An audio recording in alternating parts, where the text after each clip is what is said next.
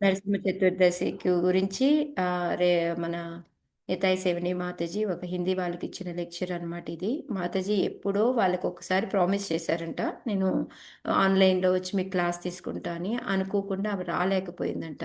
So అందుకని దానికోసమని 2 days ముందు నేను ఆన్లైన్ క్లాస్ తీసుకుంటాను అని చెప్పి మాతాజీ లెక్చర్ తీసుకున్నారనమాట. సో అప్పుడు మాతాజీ చెప్తా ఉన్నారు, మనకి ఇస్కాన్లో ఏంటంటే రోజు పండగే, మనకి ఇంకో 2 రోజుల్లో నరసింహ చతుర్దశి రాబోతుంది. కానీ మన ఇస్కాన్ వాళ్ళకి నరసింహదేవ్ అంటే ఒక ప్యాషన్, ఒక ప్రేమ చాలా ఎక్కువ అనమాట. మాతాజీ లైఫ్ గురించి చెప్పుకుంటూ వచ్చారు. నాకు ఫస్ట్లోనే చిన్నప్పుడు వినాయకుడు గణేష్ అంటే చాలా ఇదిగా ఉండేది. ఆ తర్వాత కొంచెం పెద్దయ్యాక హనుమాన్ మీదకి, నాసై రోగభరై జగపేరా నిరంతరం అనుకుంటూ ఆయన మీదకి, ఆ తర్వాత ఇస్కాన్కి వచ్చిన తర్వాత నరసింహదేవ్కి, ఆయన విఘ్న వినాశక నరసింహదేవ్ అనేసి అవన్నీ. అందుకని మనకి ఈ కలియుగంలో ఏంటి అంటే కంపల్సరీ ఎన్నో ప్రాబ్లమ్స్, ఇందాక మాతాజీ అన్నట్టు ఏదో ఒక రకమైన ప్రాబ్లమ్స్ మనకి కలియుగంలో వస్తూనే ఉంటాయి అన్నమాట. ఎప్పుడు భయంతోనే ఉంటాం, ఏం జరుగుతుందో ఏం జరగబోతుందో ఏమో అనేసి. సో అందుకని మనకి నరసింహదేవి రక్షణ అనేది చాలా అవసరము అనేసి మాతాజీ చెప్తూ ఉన్నారనమాట. నాకు ఈ పాయింట్ చాలా, ఇందాక మాతాజీ చెప్పినప్పుడే ఇది యాడ్ చేద్దాం అనుకున్నాను, రోజశ్రీ మాత చెప్పినప్పుడు. ఆ, యాక్చువల్గా ప్రహ్లాద్ మహారాజుకి చూస్తే ఒక్క హిరణ్యకశిపుతోటే ప్రాబ్లం. కానీ మనందరికీ ఎలాంటి హిరణ్యకశిపులు ఎంతమంది ఉన్నారు మన హృదయాల్లో? ఎంతో మంది ఉన్నారు మన హృదయాల్లో. అనర్థాల రూపంలో, భౌతిక కోరికల రూపంలో, సమస్యల రూపంలో, అహంకారం రూపంలో. సో ఈ విధంగా ఏంటంటే మనకి లోపల బయట ఎన్నో రకాలైన సమస్యలు అనేవి ఉన్నాయన్నమాట. సో అందుకొని మనందరికీ కూడాను నరసింహదేవుడి యొక్క శరణు తీసుకోవడం అత్యంత ఆవశ్యకము అని చెప్పేసి మాతాజీ చెప్తూ ఉన్నారనమాట. అంతేకాకుండా మనకి ఇప్పుడు మామూలుగా ఈ ఇప్పుడు మనకి ఇందాక కన్నయ్య చెప్పాడు స్టోరీ, మన అందరికీ ఆ లీలలన్నీ కూడా తెలుసు. అలా కాకుండా మాతాజీ వెరైటీగా ఏం చెప్దాము అంటే ఈసారి నరసింహదేవుడికి అనేక రకమైన సుందరమైన విగ్రహాలు, ఎన్నో రకాలు ఎక్కడెక్కడో అన్ని చోట్ల ఉన్నాయి. అవి అవి ఎందుకు ఆవిర్భవించాయి, ఎవరి కోసం, ఎవరిని ఏ విధంగా కాపాడింది, ఇవన్నీ తెలుసుకుంటూ ఉంటే మనలో ఏమవుతుందంటే మనకి కూడా ఆ మూడ్ అనేది వస్తుంది. ఆ నరసింహదేవి ఉంటే చాలు, మనకి ఏదైనా సరే అయిపోతుంది అనే ఒక రకమైన భావం అనేది వస్తూ ఉంటుంది అనమాట. అది మాతాజీ చెప్తా ఉన్నారు. ఛార్జింగ్ అయిపోయింది, సారీ. సో అంతేకాకుండా ఇంకా తర్వాత ఇంకా చెప్తూ ఉన్నారనమాట మాతాజీ. ఇంకా ఆ, మామూలుగా ఇప్పుడు ఎవరైనా కొత్త వాళ్ళు వచ్చారనుకోండి, వాళ్ళకి నరసింహదేవిది రాధాకృష్ణ ఫోటోని ఏదైనా గిఫ్ట్గా ఇచ్చామనుకోండి చాలా హ్యాపీగా ఫీల్ అవుతారు. కానీ నరసింహదేవి ఫోటో ఇస్తే ఏమన్నా భయపడతారా లేదా? కొంచెం జంకుతారు. ఏంటి ఇలాంటి ఫోటో ఇచ్చారు, ఇంట్లో పెట్టుకోవచ్చా లేదా, ఇవన్నీ. కానీ అదే ఎప్పుడు నేను ఎవరో అడిగారు క్లాస్ లో పెట్టుకోవచ్చాలంటే యా ఏమో మాతాజీ. నాకు సో అప్పుడు ఏంటంటే నరసింహదేవుడి కథలు, ఆయన యొక్క లీలలన్నీ విని ఆయన ఏ విధంగా రక్షించారో కనుక వింటే అప్పుడు మనకు అర్థమవుతుందన్నమాట. అమ్మో ఎంత దయామయులీన అనేది అర్థమవుతుందన్నమాట. అప్పుడు వాళ్ళకి భయం అనేది పోతుంది. సో దానికి ఎగ్జాంపుల్గా మాతాజీ ఎట్లా చెప్పారంటే, ఇప్పుడు సింహం ఉందనుకోండి, మిగతా వాళ్ళకి భయం ఉంటుంది. సింహం పిల్లలకి సింహం అంటే భయం ఉంటుందా? ఉండదు కదా. ఉండదు సేమ్ మరి నాకు అలాగే ఉండదు. మనం ఏంటంటే నరసింహదేవ పిల్లలు అనమాట. అందుకని మనకి నరసింహదేవ్ అంటే భయం ఉండదు అని చెప్పేసి. అలాగే శ్రీల ప్రభుపాదుల వారు కూడా నరసింహ పూజ అనేది ఇంట్రడ్యూస్ చేశారనమాట మన ఇస్కాన్లో. చేసినప్పుడు ఏమవుతుందంటే ఆయన ఫోటో ఇచ్చి ఫోటో పెట్టి పూజ చేయడము అది కూడా చెప్పించారంట. చెప్పించిన తర్వాత కొన్ని రోజులు పోయిన తర్వాత మళ్ళీ శ్రీల ప్రభుపాద చూస్తే ఆ ఫోటో లేదంట, ఆల్టర్లో మాయమైపోయింది. అదేంటి ఏమైపోయింది ఫోటో ఎందుకు అంటే, కొత్త వాళ్ళు వచ్చిన వాళ్ళందరూ భయపడుతున్నారు, అదేంటి అలాంటిది ఆల్టర్లో పెట్టారు అనేసి మాకు కూడా ఏంటేంటోగా ఉంది ప్రభుపాద్, అందుకొని మేము తీసేసాము అని చెప్పి చెప్తారంట. అప్పుడు శ్రీల ప్రభుపాద్ చెప్తారంట, అసలు హిరణ్యకశిపు అంటే మనం భయపడాల్సిన పని లేదు. ఎందుకు అంటే మనం ఎప్పుడు హిరణ్యకశిపు లాంటి వాళ్ళు భయపడతారు. నరసింహదేవ్ అంటే మనం ప్రహ్లాదులు లాంటి వాళ్ళమి, మనం భయపడాల్సిన పని లేదు. ఆయన మనల్ని ఎప్పుడూ కూడా రక్షిస్తూ ఉంటాడు. అందుకొని ఆ ఫోటో వెనకాల ఎక్కడైతే దాచిపెడతారో ఆ ఫోటోని తీసుకొచ్చి మళ్ళీ ఆల్టర్లో పెట్టి మళ్ళీ ఈ రోజు నుంచి తప్పకుండా మనము నరసింహదేవుని పూజ చేసుకోవాలి అని చెప్పేసి చెప్తారంట. అంతేకాకుండా మనకి తెలుసు స్టార్టింగ్లో ఎప్పుడైతే నరసింహదేవి పిక్చర్స్ డ్రా చేయడానికి ఇచ్చారో వాళ్ళందరూ డ్రా చేసి తీసుకొచ్చేవాళ్ళంట. తీసుకొస్తే ఆ బ్లడ్ కావాలి, ఇంకా ఉగ్ర రూపంలో కావాలి, ఇంకా రక్తం కారుతూ ఉండాలి అని, ఇంకా భయంకరంగా ఉండాలి ఆ పిక్చర్ చూస్తే అంటే వాళ్ళు హడలిపోయేవారంట. ఏమైంది శ్రీల ప్రభుపాదుల వారికి ఎప్పుడు ఒక శాంతంగా ఇలా ఉండేవారు, ఈ విధంగా అడుగుతున్నారేంటి అనేసి. ఎందుకంటే మనం ఏదైనా ఒక విగ్రహం అంటే ఏంటి, ఒక శాంత రూపంలో అలా ఉండాలి కదా. నాకు మోర్ బ్లడ్, నాకు ఇంకా కావాలి, ఇంకా కావాలి, ఇంకా భయంకరంగా, ఇంకా ఉగ్ర రూపంలోకి, ఇంకా శక్తి ఉన్నట్టు అలా డ్రా చేయాలి అని చెప్పేసి చెప్తూ ఉండేవారంట. అలాగే 1968లో మనందరికీ తెలుసు అమెరికా వెళ్ళేటప్పుడు ఆయనకు హార్ట్ అటాక్ వచ్చింది. ఆ తర్వాత అమెరికా వెళ్ళిన తర్వాత కూడా శ్రీల ప్రభుపాదుల వారికి హార్ట్ అటాక్ వస్తుందన్నమాట. వస్తే అప్పుడు ఆయనకి చాలా చింత అనమాట. ఏంటి ఇప్పటికి ఇంకా వీళ్ళు ఇంకా బాగా డెవలప్ అవ్వలేదు, ఇది ఇక్కడితో ఆగిపోతుందా, ఈ సమస్య ఇంకా పెరుగుతుందా లేదా, ఏం జరుగుతుంది అనేసి.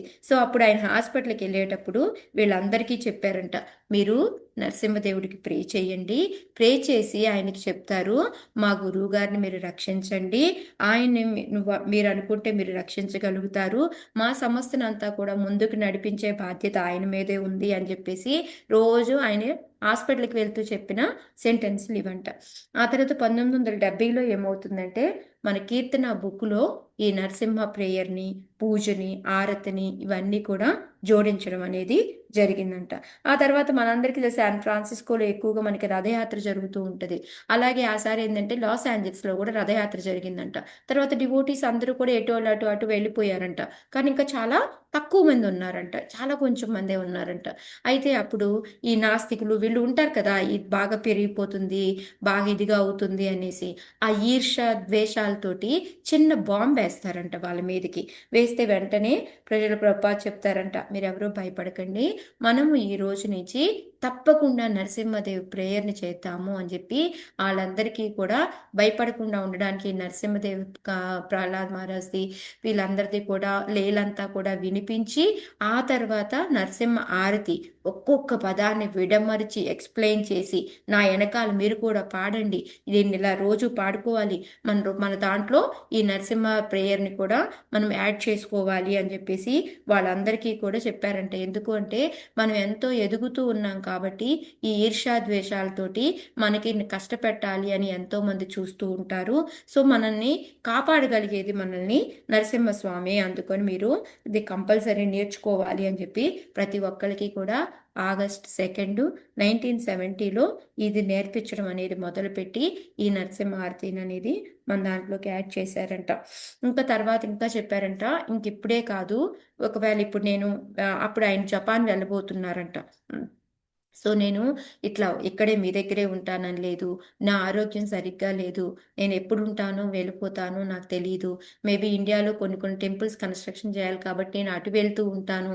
సో నేను అందుబాటులో ఉన్నా లేకపోయినా, నేను పర్మనెంట్గా లేకపోయినా కూడా శిష్యులారా మీరందరూ కూడాను కంపల్సరీ నరసింహదేవుని ప్రే చేస్తూ ఉండండి, ఆయన మిమ్మల్ని తప్పకుండా కాపాడుతాడు, రక్షిస్తూ ఉంటాడు, ఆయన శరణ వేయడం మాత్రం వదలకండి అని చెప్పేసి వాళ్ళకి మొత్తం ప్రార్థించడం అన్నీ కూడా నేర్పేసి వెళ్తారంట.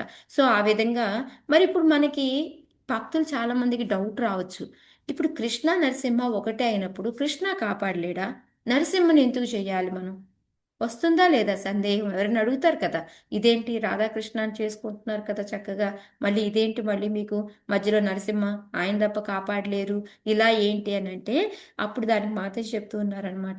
మనకి ఒక్కొక్కరికి ఒక్కొక్క రూపానికి ఒక్కొక్క భావం అనేది ఉంటుంది. మనం ఇప్పుడు దామోదర మంత్లో ఒక ఓత్ తీసుకుంటాము, మరి ప్రమాణం చేస్తాం, నేను ఈ మంత్ అంతా స్వీట్స్ తినను, నేను ఇట్లాగా ఇట్లాగా అని ఏదో ఒకటి అనుకుంటాం మనం, ఓకే ప్రమాణం చేసుకుంటాం.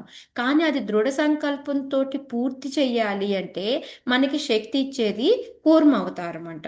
సో ఆ విధంగా ఎలా అయితే కూర్మదేవుడు చెప్పిన తర్వాత ఆ చిలకడానికి హెల్ప్ చేయడం ఇదంతా ఎలా జరిగిందో అలాగా ఆ ఏమంటారు మనకి ఆ వచన శక్తి మనం ప్రమాణం చేస్తే దాన్ని శక్తి అనేది ఎవరిస్తారు అంటే మనకి కూర్మదేవి ఇస్తాడంట. సేమ్ అదే విధంగా నరసింహదేవి ఏంటంటే మనకి రక్షాశక్తి ఇస్తారు అని చెప్పి చెప్తున్నారు అనమాట. ఎందుకంటే మనలో అనర్థాలు, శత్రువులు, పాప ప్రవృత్తి ఇలా అనేక రకాలు ఉంటాయి. వీటన్నిటినీ రక్షించాలి అంటే ఆ రక్షాశక్తి ఎవరికి అంటే ఓన్లీ నరసింహదేవికే ఉంటుంది. మనలో ఎలాగైతే రకరకాల రసాలు శాంత దాస్య సఖ్య మనకి అలా 12 ఉన్నాయి రసాలు. దాంట్లో 5 మెయిన్వి, 7 సెకండరీ అని చెప్పి మనం చెప్పుకుంటూ ఉంటాము. అయితే అలాగా శాంత రస అంటే కపిలదేవ్ అనమాట. సేమ్ అలాగే మాధుర్య రస అంటే మనకి రాధాకృష్ణ వస్తారు. అదే మనకి వాత్సల్య రస అంటే నరసింహదేవ్ వస్తారు అని చెప్పి చెప్తున్నారు. మరి ఆ మాతాజీ ఇది వీర్య రస కదా, మరి ఏంటి మీరు వాత్సల్య రస అని చెప్పి చెప్తారు అంటే, కానీ అక్కడ ప్రహ్లాదుని చూస్తే ఆయన ఏ విధంగా ప్రేమించారు, ఆ చంపిన తర్వాత ఆ ప్రహ్లాదుని నాకుతారు చూసారా, ఒక దూడ కనుక పుట్టినంటనే ఆవు ఎంత ఇదిగా చక్కగా నాకుతూ ఎవరిని దగ్గరికి రానియదు, ఎంత భద్రంగా కాపాడుకుంటుందో, ఎంత ప్రేమగా ఉంటుందో, అదే విధంగా ఆ వాత్సల్యం అనే దాన్ని పూర్తిగా చూపించింది నరసింహదేవి అని చెప్పేసి. ఎలా అయితే మనందరికీ తెలుసు, మన తల్లులకి పిల్లలు పుట్టిన వెంటనే ఎంత ప్రేమ ఉంటుందో, భయం వేస్తుంది వెళ్తే మిక్స్ అయిపోతే మళ్ళీ మనం గుర్తుపడతామో లేదో మన పిల్లవాడిని అది అని. మాతాజీ ఎగ్జాంపుల్ కూడా చెప్పుకున్నట్టు మా అబ్బాయిని స్నానం చేయించడానికి తీసుకెళ్తాము అని అంటే నేను వెళ్ళలేదు మా అబ్బాయి అందరిలో కలిసిపోతారు, నెమ్మదితో నా వల్ల కాదు అని అంత అటాచ్మెంట్ ఉంటుంది. ఆ విధంగా నరసింహదేవికి ప్రహ్లాద్ మహారాజ్ అంటే అంత అటాచ్మెంట్. అందుకొని వాత్సల్య భావానికి ప్రతిరూపంగా మనం దాన్ని చెప్పుకుంటాము అని చెప్పి, ఎలా అయితే ఆయన ఒళ్ళో కూర్చోబెట్టుకొని చెప్పుకున్నారో అదంతా కూడా చెప్తారనమాట. ఇంకోటి మరి కోపము అంటే ఆయనకి ఎట్లాగా అంటే, ఎందుకు ఆయనకి అంత కోపం, ఉగ్ర రూపం ఎందుకు తీసుకోవాల్సి వచ్చింది అంటే, ఇందాక కన్నయ్య చెప్పినట్టు భక్తుడిని ఇబ్బంది పెట్టారు. ఆ ప్రహ్లాదుని, తన కొడుకుని, అంత కొడుకు లాంటి అతన్ని అంత ఇబ్బంది పెడితే దానికి ప్రహ్లాద్ మహారాజ్ నరసింహదేవ్ భగవానికి అంత కోపం వచ్చిందనమాట. అందుకని ఆయన ఆ విధంగా వచ్చి లీలలు చేయడం అనేది జరిగింది అని చెప్పి. సో ఇప్పుడు మనం ఏంటంటే కొన్ని ఇప్పుడు అనేక రకాల ప్లేసుల్లో నరసింహదేవులు ఉన్నారు. సో వాళ్ళందరూ ఎవరి కోసం ఏ విధంగా వచ్చారో అవన్నీ తెలుసుకుంటూ వాళ్ళ విగ్రహాలు కుదిరితే కొన్ని విగ్రహాలు చూద్దాము. నేను కూడా మాతాజీ దాంట్లోనే కొన్ని షేర్ చేశారు. వాటిని చూపించుకుంటూ మనం వాటి యొక్క లీలలు చెప్పుకుంటూ మనం ముందుకెళ్దాము. సో దానికి ముందు మాతాజీ బీజ మంత్రాన్ని ఒకసారి పఠించారనమాట.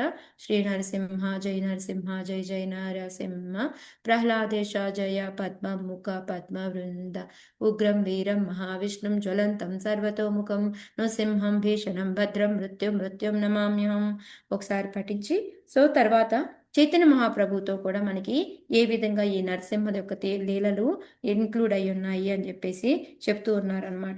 సౌత్ ఇండియా వెళ్ళినప్పుడు చైతన్య మహాప్రభు ఎప్పుడైతే సింహాచలం వెళ్ళారో అక్కడ దర్శనం చేసుకున్న వెంటనే ఈ బీజ మంత్రాన్ని చాంటింగ్ చేశారంట. సో అంతేకాకుండా మనకి ఈ ఎందుకు మనం రోజు కూడా ఈ బీజ మంత్రాన్ని చాంట్ చేస్తే ఏమవుతుంది అంటే మనలో భయం అనేది పోతుంది, ప్రాబ్లమ్స్ అన్నీ పోతాయి, మనంతా కూడా మంగళమయం అవుతుంది మన జీవితం అంతా కూడా అని చెప్పేసి చెప్తూ ఉన్నారు. అంతేకాకుండా ప్రత్యేకంగా రూపగోస్వామి చెప్తారంట, మనకి ఇన్ని రకాలైన అవతారాలు ఉన్నప్పటికీ కూడా ప్రత్యేకమైనవి 3 అని చెప్పేసి. ఒకటి రాముడు, 2 కృష్ణుడు, మూడోది వచ్చేసి నరసింహస్వామి అని. ఎందుకు ఆ ప్రత్యేకత అంటే రూపగోస్వామి చెప్పింది భక్త వాత్సల్య. దాంట్లో భక్తుల కోసం ఆయన ఏ విధంగా చేస్తారు అనేది ఈ 3 అవతారాల్లో చాలా ఎక్కువగా కనిపిస్తుంది. ఆ భావన అనేది ఎక్కువగా ఉంటుంది. అది ఎంతో అద్భుతంగా చూపించారు. ఎలా అంటే ఇచ్చిపుచ్చుకోవడం అనేది ఇవన్నీ కూడాను ఎంతో సుందరంగా మనకి చూపించారనమాట. అంతేకాకుండా భక్తుడికి ఒక ధైర్యం అనమాట. ఇప్పుడు కృష్ణుడన్నా, రాముడున్నా, నరసింహ ఉన్నా కూడా ఏంటంటే నాకు ఒక నాకు ప్రియతముడు, నా సఖుడు నాకు దగ్గరలో ఉన్నాడు, నేను ఇలా పిలిస్తే నాకు అందుబాటులో వస్తాడు, నాకు సాయం చేస్తాడు అనే ఒక మనోధైర్యాన్ని వీళ్ళ ముగ్గురు కూడా చాలా గట్టిగా ఇస్తారు. అందుకోసమని ఇది స్పెషల్, ప్రత్యేకం ఈ 3 కూడా అని చెప్పేసి రూపగోస్వామి చెప్తూ ఉంటారంట. సో ఈ విధంగా అక్కడి నుంచి మాతాజీ స్టార్ట్ చేసుకుంటూ వచ్చారు. చెప్పారనమాట. ఫస్ట్ మాయాపూర్ మనందరికీ కూడా మాయాపూర్ గురించి చెప్పారు. సో మాయాపూర్ మనందరం ఎప్పుడు రోజు చూస్తూనే ఉంటాం కాబట్టి ఆయన స్థాను నరసింహ, దాని చాలా పెద్ద స్టోరీ. ఒకసారి రేవతి గోపిమాత చెప్పారు, ఒకసారి నేను చెప్పాను, మనం చాలా సార్లు డిస్కస్ చేసుకున్నాము. సో బట్ చాలా షార్ట్ ఫామ్లో చాలా ఫాస్ట్గా నేను చెప్పేస్తాను. 1984లో మార్చి 24వ తేదీ అనమాట 35 దుండగులు వచ్చేసి వాళ్ళు అక్కడ రాధారాణిది, రాధా మాధవుడిది, శిల ప్రభుపాద విగ్రహాలు ఉంటాయి, అవి ఎత్తుకొని వెళ్ళిపోతూ ఉంటారు. సో వీళ్ళంతా చాలా పోరాడతారు. పోరాడినప్పుడు మనందరికీ తెలుసు రాఘస్వామి మహారాజు కూడా కాలిపోతుంది. ఇదంతా కూడా మనందరికీ తెలుసు. సో ఆ తర్వాత ఏంటంటే వాళ్ళందరూ కలిసి డిస్కస్ చేసుకొని ఇక్కడ మనము నరసింహదేవిని పెట్టాలి, ఆ స్థాను నరసింహ అనే ఆయన పెడితే మనకి ఇలాంటి ప్రాబ్లమ్స్ ఏమీ రాకుండా ఉంటాయి అనుకుంటారు. అనుకొని ఆ ఆయన ప్రభు పేరేంటి మాతాజీ, ఆత్మతత్వ ప్రభు, ఆత్మతత్వ ప్రభు వెళ్తారనమాట. సౌత్ ఇండియా వెళ్తారు. వెళ్ళి అక్కడికి వెళ్ళి ఒక పూజారిని కలిసి ఆయన చెక్కమంటే, లేదు లేదు నేను చెక్కను, అసలు స్థాను నరసింహని ఆల్రెడీ మైసూర్లో పెట్టారు, అప్పుడు ఏమైంది అంటే వాళ్ళు సరిగ్గా పూజ అవి సరిగ్గా చేయలేదు, దానివల్ల మొత్తం అంతా కూడా చుట్టుపక్కలంతా కూడా కాలిపోయింది. సో అలాంటి స్థాను నరసింహని పెట్టుకొని మీరేం కాపాడుకుందాం అనుకుంటున్నారు, అది సంభవం కాదు, నేను చెక్కను అని చెప్తారు. సో ఆయన అది మార్చుకోండి, ఇంకో రూపాన్ని పెట్టుకోండి అని చెప్తే మళ్ళీ వెనక్కి వచ్చి వీళ్ళందరితో మాట్లాడితే, లేదు లేదు మనకి స్థాను నరసింహే కావాలి, ఆయనే కరెక్ట్ మనకి ఇక్కడ మనల్ని కాపాడడానికి అని చెప్తారనమాట. సో మళ్ళీ ఈయన వెనక్కి వెళ్తే ఆయన చెక్కే అతను నేను చెక్కుతాను అంటాడనమాట. అదేంటి మొన్న చెక్కనన్నావు కదా ఇప్పుడు అంటే, నేను మా గురువు గారి దగ్గరికి వెళ్ళాను, మా గురువు గారు ఇలా ఒకళ్ళు వచ్చారు చెక్కమని అడిగారు అంటే నేను ఓకే అని చెప్పాను. అప్పుడు మా గురువు గారు చెప్పారు, వాళ్ళు ఇస్కాన్ వాళ్ళైతే వాళ్ళ కోసం చెక్కు, వాళ్ళు చాలా బాగా పూజలు చేసుకుంటారు, ఇబ్బంది లేదు అన్నారు. సో అందుకని నేను చెక్కుతాను అని చెప్తారనమాట. సో ఆయన ఆ తర్వాత 1 year వరకు ఎవరితో మాట్లాడరు, దాన్ని విగ్రహాన్ని తయారు చేస్తారు. స్థాను నరసింహ వాళ్ళు ఎలా అడిగారో అదే విధంగా తయారు చేస్తారనమాట. చేసిన తర్వాత ఆయన అనుకోకుండా వాళ్ళ చుట్టాల పెళ్ళి ఉంటుంది. సో దానికి వెళ్దాము అనుకొని ఈయన ఒక షెడ్లో పెట్టేసి వెళ్ళిపోతారనమాట. వెళ్ళిపోతే ఆయనకి ఫోన్ వస్తుంది, మంటలు విపరీతంగా షెడ్ కాలిపోతా ఉంది అనేసి వస్తుంది అనమాట.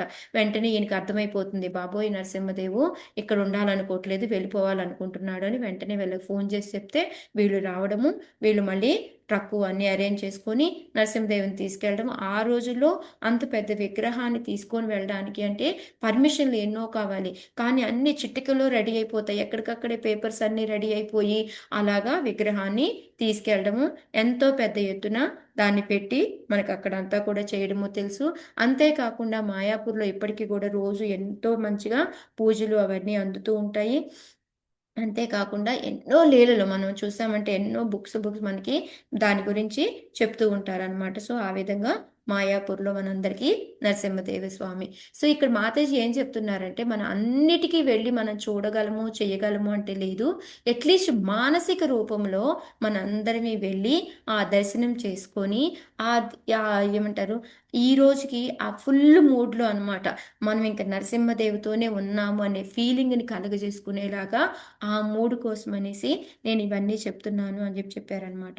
ఇంకోటి ఏంటంటే, ఎప్పుడైతే ఇస్కాన్లో ఇదంతా చేస్తూ ఉంటే శివరామ స్వామి మహారాజ్కి చాలా నచ్చిందంట. ఆయన హంగేరి మనందరికీ తెలుసు. సో హంగేరీలో కూడా ఇలాగే నరసింహస్వామిని పెట్టాలి అని అష్టధాతు నరసింహాన్ని చేయించుకొని ఇక్కడి నుంచి తీసుకొని వెళ్ళి హంగేరీలో పెడతారంట.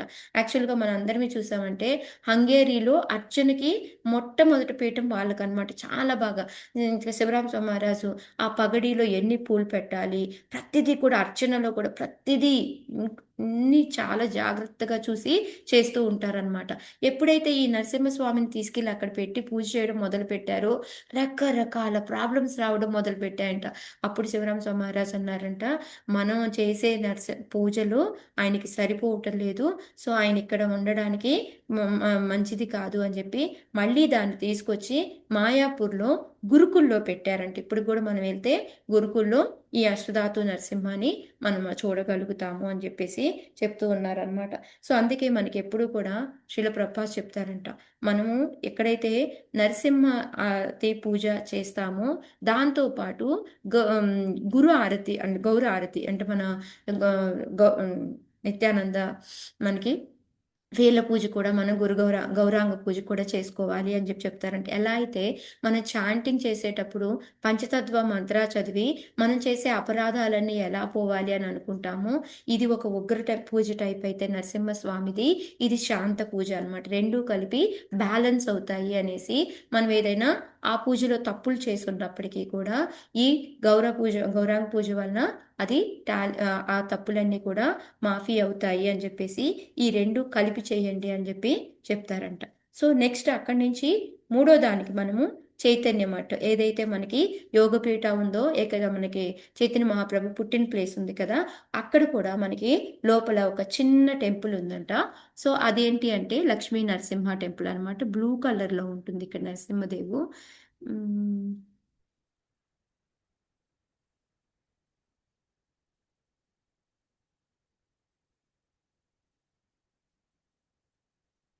ఇది కనిపిస్తుంది కదా మీకు.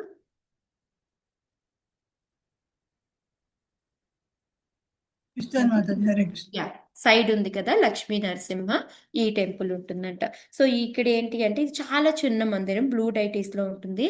సో ఇది ఏంటి అంటే దీనికి మనకి చైతన్య చరితామృతంలో ఉన్న లింక్ ఏంటి అంటే, చాందికాజీ మన అందరికీ తెలుసు కదా, నేను మీకు మొన్న ఆదిలీల చెప్పినప్పుడు అంతా కూడా చెప్పాను. ఆయన కల్లోకి వచ్చేసి నా భక్తుల్ని కనుక శిక్షించావు అంటే నేను ఊరుకోను అని నా ఒంటి మీద ఇలాగ కూర్చొని మార్కులు కూడా ఉన్నాయని చూపిస్తాడు కదా, అది. సో ఇదేనంట వచ్చింది దర్శనము.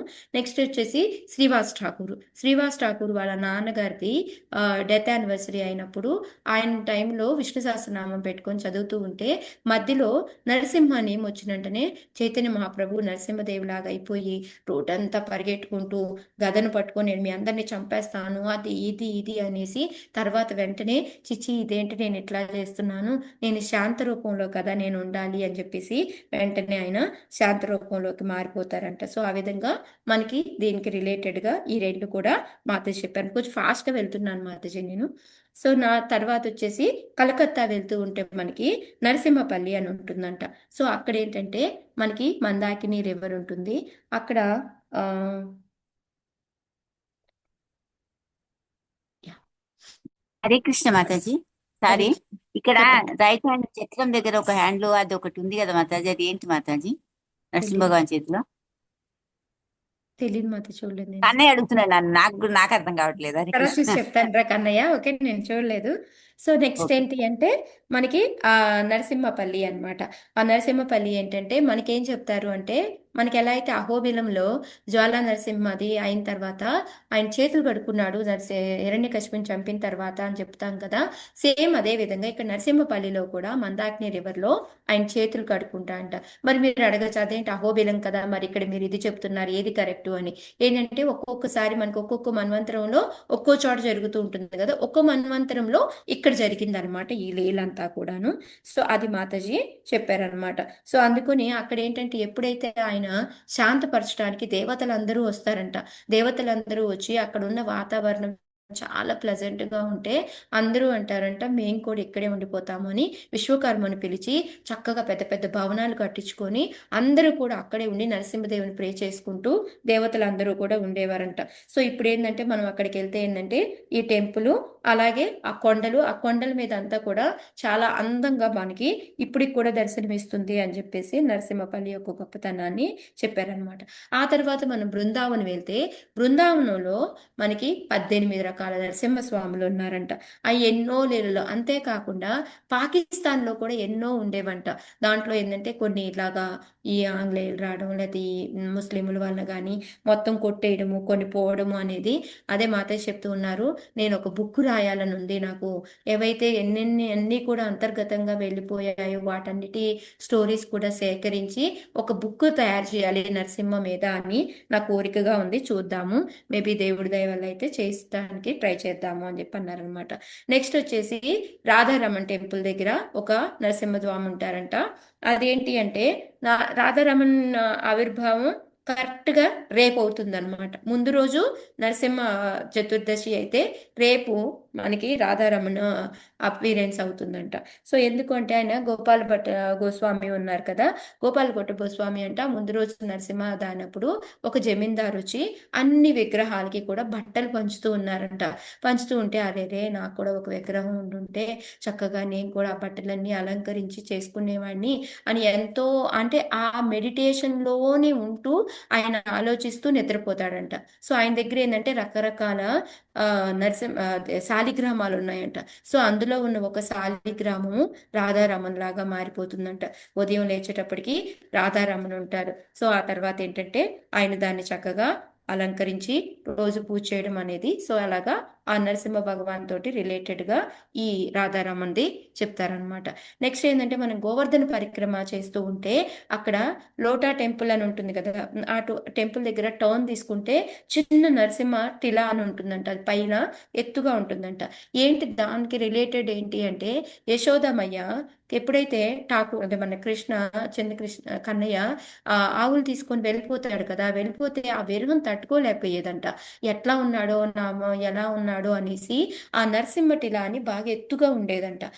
దాని మీదకి ఎక్కి ఆమె అక్కడి నుంచి కూర్చొని నరసింహ నా కాళ్ళకు చెప్పులు లేకుండా వెళ్ళిపోయాడు, ఏమి తగలకుండా చూడు, పెద్ద ఆవులు లాంటి ఏవి పొడవకుండా చూడు, ఏమి ఇబ్బంది పెట్టకుండా స్మూత్ గా ఆయనతో వచ్చేలాగా చెయ్యి అని నరసింహ నరసింహ నరసింహ అని కంటిన్యూస్ గా అదే చెప్తూ ఉండేదంట ఆమె అక్కడ.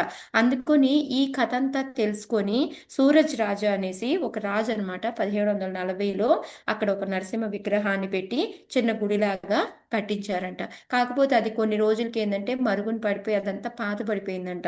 తర్వాత ఇప్పుడు ఇంద్రతిమ్మ స్వామి రాజు యొక్క ఒక డిసేపుల్ వెళ్ళి దాన్ని మళ్ళీ ఏమంటారు కొంచెం మార్చి కొంచెం మంచిగా కొత్తగా తయారు చేసి మళ్ళీ దాన్ని ఇప్పుడు పెట్టారంటే ఇప్పుడు మనం వెళ్తే మనకి ఆదర్శనం కూడా అవుతూ ఉంటుందంట. అంతేకాకుండా అక్కడ ఏంటంటే యశోదామయ్య కూడా నరసింహ భగవాన్ గురించి కథ చెప్తూ ఉండేదంటే ఎప్పుడైతే కృష్ణ నిద్రపోకపోతే కథలు చెప్తారు కదా, సో అట్లాగా ఒకసారి నరసింహ భగవాన్ కథ చెప్తూ ఉంటే ఆయన వెంటనే ఇలాగ బయటకు వచ్చాడు, ఆయన ఎంత ఓవర్ ఎగ్జైట్ అయిపోయి చాలా ఇదిగా ఇంకా ఇంకా చెప్తూ ఉంటే ఎందుకు నువ్వెంత ఇదైపోతున్నావు, నరసింహ భగవాను నేను ఎప్పుడు రక్షిస్తూ ఉంటాడు అని చెప్పేసి ఆమె చెప్తూ ఉండేదంట. అంతేకాకుండా నందమహారాజు వాళ్ళకి కులదేవత అంటాం కదా, డైటీ ఫ్యామిలీ డైటీ. సో ఆ ఫ్యామిలీ డైటీ కూడా ఏంటిది అంటే నరసింహస్వామి అని అంట. ఎందుకు అంటే అది దయాలు నరసింహ అని చెప్తారు అనమాట.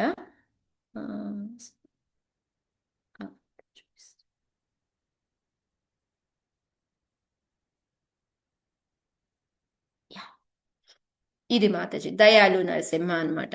సో ఈ దయాలు నరసింహ ఏంటంటే నందగాము ఎప్పుడైతే గర్గముని వస్తాడో గర్గముని చెప్తాడంట మీకు రకరకాలైన ప్రాబ్లమ్స్ రాబోతూ ఉన్నాయి, వీటన్నిటి నుంచి కానీ మీరందరూ కూడా సుఖంగా ఉండాలి అని అంటే నరసింహస్వామి ప్రే చేయండి పూజ చేయండి అని చెప్తారంట. మరి అప్పుడు విగ్రహం ఎక్కడి నుంచి వస్తుంది అంటే సాందీపుని ముని, అప్పటి వరకు ఇంకా కృష్ణ సాందీపుని ముని దగ్గరికి వెళ్ళలేదు, ఏమీ లేదు. ఆయన ప్రే చేసుకునే నరసింహ భగవాన్ని వీళ్ళకి ఇస్తారంట.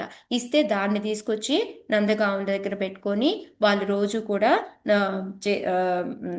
మన నందబాబా యశోదమ్మయ్య రోజు కూడాను ఈ బీజ మంత్రాన్ని పఠించుకుంటూ కంపల్సరీ రోజు పూజ చేసేవారంట. సో ఈ విధంగా ఏంటి అంటే మనకి ఇదంతా కూడా ఎక్కడ వస్తుందంటే గోవింద లీలామృతిలో వస్తుంది అనేసి మాతాజీ చెప్తూ ఉన్నారనమాట. నెక్స్ట్ ఏంటంటే గోపికలతో కూడా కృష్ణుడు చెప్తాడంట నేను ఎవరో కాదు నరసింహదేవిని అని చెప్తే వాళ్ళందరూ నవ్వుతారంట. ఏంటి నువ్వు ఒక పిల్లి అరుపుని చూస్తేనే భయపడిపోతావు, అమ్మ వెనకాల దాక్కుంటావు, నువ్వు నరసింహదేవి అంటే ఏం కాదు చూసుకోండి, ఇదిగోండి నా గోల్డ్, నేను నరసింహదేవిని ఇలా రక్కాను ఇదిగోండి అని చెప్పేసి ఆ గోల్డ్ రక్కినవి అవన్నీ కూడా చెప్తూ ఉంటే గోపికలందరూ నవ్వుతూ ఉండేవాళ్ళంట. సో ఆ విధంగా ఈ నరసింహదేవితోటి ఆ కథలన్నీ ఉన్నాయి అని చెప్పి మాతాజీ చెప్పారు, లీలలన్నీ కూడా. ఆ తర్వాత ఏంటంటే మళ్ళీ రాధా వల్లభ్ మందిర్ అనమాట. మనం ముందు వెళ్తే రాధా వల్లభ్ మందిర్ ఉంటుంది. అక్కడ ఏంటంటే నరసింహస్వామి ఉంటాడనమాట. ఆ నరసింహస్వామిది ఏంటి అంటే మనం ఎప్పుడైతే ఈ బృందావనం ఇదంతా కూడా వదిలేసి ఆయన వెళ్ళిపోయారో ఆయన యొక్క వజ్రనాభాని ఆయన ముది మనముడు అంటాం కదా, ఆయన వస్తారనమాట. వచ్చి ఈ వ్రజమండలం కోసం ఏం చేస్తాడు అంటే శివుణ్ణి స్థాపించడం అవన్నీ కూడా చేస్తూ ఉంటారంట వ్రజభూమి రక్షణ కోసం. అప్పుడు ఆయన 12 నరసింహస్వామి టెంపుల్ని కూడా బిల్డ్ చేశారంట. అక్కడ అయితే అవన్నీ ఏంటంటే తర్వాత పోయాయి. కానీ వాటిలో కొన్ని మట్టిలో కలిసిపోవడం, కొన్ని వాటర్లో పడేయడం, కొంతమంది పగలు కొట్టేయడము, ఆ విధంగా కొన్ని జైపూర్ వెళ్ళడము, ఆ విధంగా రకరకాల ప్లేసుల్లోకి వెళ్ళిపోయాయంట. కానీ ఇప్పటికి కూడా ఏంటంటే 3 ఉన్నాయంట. ఒకటొచ్చేసి తాలవాన్ దగ్గర, రెండవది వచ్చేసి బేలవాను, మూడోది వచ్చేసి కామవాను. ఈ 3 ప్లేసుల్లో కూడా ఇంకా ఇప్పుడు కూడా ఆయన స్థాపించిన విగ్రహాలు ఉన్నాయంట. దాంట్లో కామ్యవాన్లో అనేది చాలా సుందరంగా ఉంటుందంట విగ్రహం. దాని పేరు ఏంటంటే త్రికాల నరసింహ అన్నమాట. ఐ థింక్ ఉందనుకుంటా. ఇది త్రికాల నరసింహ. मैं बीए बीएड स्पेशल एजुकेटर हूँ जो ब्लाइंड बच्चों के लिए सिखाता हूँ। ये जो सब कुछ चलता है आचार्य कहते हैं कि సో ఇది త్రికాల నరసింహ అన్నమాట. ఏంటి త్రికాల నరసింహ అని అంటే దానికి మూడు కళ్ళు ఉంటాయంట. ఎందుకు ఆ 3 కళ్ళు అంటే మామూలుగా ఆచార్యులు ఏం చెప్తారంటే ఆయనకి భూత వర్తమాన భవిష్యత్తుకి ఒక్కొక్క కన్ను అని చెప్పేసి అలా చెప్తారంట. కానీ కొంతమంది ఏం చెప్తారు, అక్కడ ఉన్న పూజారులు వాళ్ళు ఏం చెప్తారు అంటే ఒకటి వచ్చేసి ప్రేమ అయితే, రెండోది వచ్చేసి పేషెంట్గా అనమాట. నా దగ్గరికి ఎప్పుడు వస్తాడు ఈ భక్తుడు అనేసి ఎంతో ఓర్పుతో ఎదురు చూసేది ఒక కన్ను అంట. మూడో కన్ను ఏంటి అంటే ఆయన ఎప్పుడైతే ఆ ఏ ఆ, మాయ అదే ఆయన ఎప్పుడు ఈ మాయలో వచ్చేసి పాపము ఎక్కువగా ఎప్పుడైతే ఎక్కువైపోతూ ఉంటుందో అప్పుడు ఆయన మూడో కన్ను తెరుస్తాడంటే అప్పుడు ప్రళయం వస్తుంది అని చెప్పేసి ఈ విధంగా మనకి ఈ 3 కళ్ళు అని చెప్పి చెప్తారనమాట. అంతేకాకుండా విశ్వనాథ్ చక్రవర్తి ఠాకూర్ యొక్క శిష్యుడు అనమాట. ఆయన పేరు వచ్చేసి కృష్ణదాస్ బాబాజీ. ఓకే, సో ఆయన ఏంటి అంటే ఒకసారంటే ఈయన చేసిన ఈ విగ్రహం ఏంటంటే కొన్ని రోజుల తర్వాత అది విమలకుండలో నీళ్ళలోకి వెళ్ళిపోయిందంట. ఆయన తర్వాత కొన్ని రోజులకి నీళ్ళలోకి వెళ్ళిపోయిందంట. వెళ్ళిపోతే అప్పుడు ఏంటంటే ఒక ఆ కృష్ణదాస్ బాబాజీకి కల్లో వస్తుందంట. ఆయన అక్కడ తపస్సు చేసుకుంటూ ఉంటే ఆయన కల్లో వచ్చేసి నన్ను బయటికి తీయి, నేను ఇలా నీళ్ళల్లో ఉన్నాను ఎప్పటి నుంచోను, నన్ను బయటికి తీయి అని చెప్పి చెప్తారంట. అంటే అప్పుడు ఆయన వచ్చేసి మళ్ళీ ఆయన అందులో నుంచి బయటికి తీసి మళ్ళీ స్థాపించి అది ఇప్పుడు కూడా కామ్యవన్లో ఇలాగే ఉంది అని చెప్పేసి చెప్తూ ఉన్నారనమాట ఈ త్రికాల నరసింహది. ఆ తర్వాత వచ్చేసి మధుర అన్నమాట. మధురాలో వచ్చేసి భయ నరసింహ అని ఉన్నారు. సో ఆ భయ నరసింహ ఏంటంటే అది రాధారమణ్ లాగా చాలా చిన్న విగ్రహం అంటే ఎంత చిన్నది అంటే చాలా ఇంత చిన్నది ఉంటుందంట. దాని ప్రత్యేకత ఏంటి అంటే మనం దాని యొక్క ప్రతిమని చూస్తాం, అసలు విగ్రహాన్ని చూడలేము. అది ఎంతంటే ఒక చిన్న బరెన్లో పెడతారంట దాన్ని. ఎందుకు అంటే ఆ చిన్న డబ్బాలో పెట్టి దాని దర్శనం రోజు అసలు ఇవ్వరంట. ఎప్పుడంటే ఆ బరిని ఓపెన్ చేసి ఓన్లీ ఒక 3 గంటలు మాత్రమే మనకి దర్శనము అక్షయ తృతీయ రోజు ఇస్తారంట. ఎందుకు అంటే అది అంత పవర్ఫుల్ అంట. దాన్ని తట్టుకునే శక్తి ఎవరికీ లేదు అని దాని ప్రతిమను ఒకదాన్ని తయారు చేసి దానికి పూజ మిగతా అడగచ్చు, మరి ఈ డబ్బాలో ఉన్నది ఆయనకి రోజు పూజ ఇవన్నీ జరగకపోతే ఎట్లా కుదురుతుంది అనేసి వీళ్ళు మానసిక రూపంలో వచ్చి ఆయనకి పూజలు చేస్తూ ఉంటారంట. సో ఎప్పుడైనా సరే దాన్ని కనుక ఓపెన్ చేసి ఉంచాము అంటే ప్రళయం వస్తుంది అనేసి వాళ్ళకి గట్టి నమ్మకం అంట. అందుకని ఓన్లీ అక్షయ తృతీయ రోజు మాత్రమే 3 గంటలు మాత్రమే ఓపెన్ చేసి దర్శనమిచ్చి దాని మిగతా అన్ని రోజులు కూడా అది బంధించబడి ఉంటుందంట. సో ఇక్కడున్న ప్రతిమ నరసింహ ఎలా ఉంటుంది అంటే ఆయనకి 2 చేతుల్లో, ఒక చేతిలో సూర్యుడు, ఒక చేతిలో చంద్రుడు, ఇంకో 2 చేతుల్లో వచ్చేసి ఆయన ప్రహ్లాద్ మహారాజ్ హిరణ్యకశిపుని చంపుతున్నట్టు, ఇంకొక ఇటువైపు ఏమో ఒకవైపు ప్రహ్లాద్ మహారాజు, ఒకవైపు వచ్చేసి ధ్రువ మహారాజు, ఇలాగా ఇద్దరు కూడా ఉంటారంటే ఈ విధంగా ఆ విగ్రహం చాలా బాగుంటుంది అనేసి మధురాల గురించి మాతాజీ చెప్పారనమాట. ఆ తర్వాత ఏంటంటే రాధారమణ్ టెంపుల్ వెనకాల కూడా ఇంకోటి టెంపుల్ ఉంటుందంట. అక్కడ ఏంటి అంటే ఎప్పుడైతే వాళ్ళ శిష్యుడు ఒక అతను స్నానం చేస్తా ఉంటే ఆయనకి ఒక కాలు కనిపిస్తుందంట బయటకు వస్తూ ఉంటే. ఇదేంటి ఇట్లాగా ఒక కాలు కనిపిస్తుంది, ఏంటా ఇది అనేసి తవ్వితే నరసింహస్వామి వస్తారంట. సో ఆయన్ని రాధారమణ్ టెంపుల్ వెనకాల ఆ నరసింహస్వామిని పెట్టారు అని చెప్పి చెప్తూ ఉన్నారనమాట. ఆ తర్వాత వచ్చేసి గోకుల్లో ఏంటంటే మనందరికీ తెలుసు రకరకాల రాక్షసులు ఆయన చంపడం కోసం వస్తూ ఉంటారు కదా. అప్పుడు పూర్ణమాసి కూడా చెప్తుందంట నందబాబాకను యశోదామయ్యకి, మీరందరూ కలిసి నరసింహదేవ్ భగవాన్ని ప్రే చేయండి అని చెప్పేసి చెప్తూ ఉంటుందంట. అప్పుడు మరి ఎక్కడి నుంచి వస్తుంది అంటే విజయని నుంచి విగ్రహాన్ని తీసుకొచ్చి ఆ విగ్రహానికి రోజు కూడా వీళ్ళు పూజ చేసేవాళ్ళు అని చెప్పేసి ఆ విగ్రహం గురించి చెప్తున్నారు. సో ఈ విగ్రహం యొక్క ప్రత్యేకత ఏంటి అంటే మనం ఎటువంటి అపరాధాలు చేస్తున్నా మనం అక్కడికి వెళ్ళి ప్రే చేసుకుంటే ఆ అపరాధాలన్నీ కూడా తొలగిపోతాయి అని చెప్పేసి ఆ విగ్రహం యొక్క స్పెషల్ అన్నమాట. సో ఆ తర్వాత ఏంటంటే గోవింద దేవ్ మందిర్ అని ఉందంట. అక్కడ కూడా ఒక నరసింహస్వామి ఉంటారంట. సో అప్పుడు ఏమవుతుంది అంటే అక్కడ ఇది ఈ ఔరంగజేబు ఈ టైంలో ఏంటంటే అక్కడి నుంచి ఆ గోవిందదేవ్ మందిర్ దగ్గర నుంచి ఆ నరసింహస్వామిని తీసుకెళ్లి జైపూర్లో పెడతారంట. సో అక్కడ ఏంటంటే ఆ నరసింహస్వామి ముద్ర ఎలా ఉంటుంది అంటే చాలా నవ్వుతూ ఉంటారంట.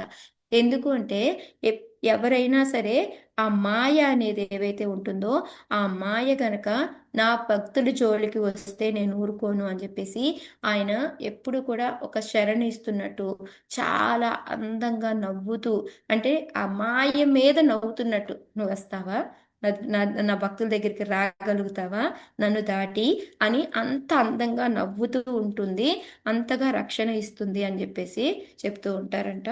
సో ఈ టెంపుల్ గురించి కూడా మాతాజీ చెప్పారనమాట.